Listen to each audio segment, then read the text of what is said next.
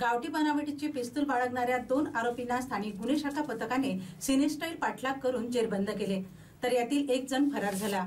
त्याच्याकडून गावठी बनावटीचे पिस्तूल व 4 जिवंत काडतूस, पल्सर असा एकूण 1,92,000चा मुद्देमाल जप्त करण्यात आलाय। शेख वाजिद उर्फ सरदार शेख उमर राहणार ताजनगर हिंगोली नाका नांदेड, अनिल सुरेश पवार राहणार गोविंद नगर हिंगोली नाका नांदेड अशी आरोपींची नावे आहेत। स्थानिक गुन्हे शाखेचे पथक उमरखेड उपविभागात गुन्हेगारांची शोध मोहीम राबवित होते। यावेळी पल्सर दुचाकीवर 3 जण देशी बनावटीची पिस्टल घेऊन उमरखेड येथून हदगाव मार्गे नांदेडकडे जाणार आहे अशी माहिती मिळाली। त्यावरून पथकाने नागपूर तुळजापूर बायपास मार्गावर पोहोचून रहीमनगर सिमेंट रोडवर सापळा रचला। यावेळी संशयित येतात त्यांना अडविण्याचा प्रयत्न केला असता ते सुसाट पळाले। पथकाने त्यांचा पाठलाग करून त्यांना पकडले।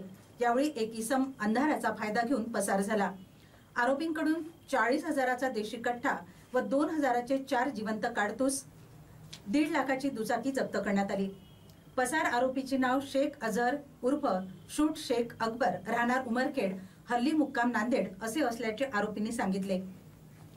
तिघांविरोधात उमरखेड पोलीस ठाण्यात गुन्हा नोंद करण्यात आला आहे।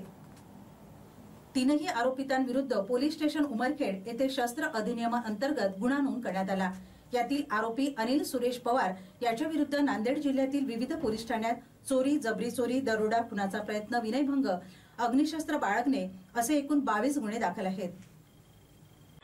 त्या माहितीवरून 2 इसमांना ताब्यात घेण्यात आलं। शेख वाजिद उर्फ सरदार शेख उमर वय 24 वर्ष राहणार ताजनगर हिंगोली नाका नांदेड आणि दुसरे अनिल सुरेश पवार वय 24 वर्ष राहणार गोविंद नगर हिंगोली नाका नांदेड यांच्याकडनं एक देशी बनावटीची पिस्तल अंदाजे किंमत 40,000 व 4 जिवंत काडतूस हे आपल्याला मिळालेले आहेत। त्याचबरोबर त्यांची बजाज पल्सर वाहन असा 1,92,000चा मुद्देमाल जप्त केला। आणि हा जो याच्यातला अनिल सुरेश पवार हा जो आरोपी आहे नांदेडचा, याच्यावर एकूण आजपर्यंत 22 गुन्हे नोंद आहेत। तपास केला असता अग्निशास्त्राच्या गुन्ह्यातील जो मुख्य आरोपी आहे शेख वाजिद उर्फ सरदार शेख उमर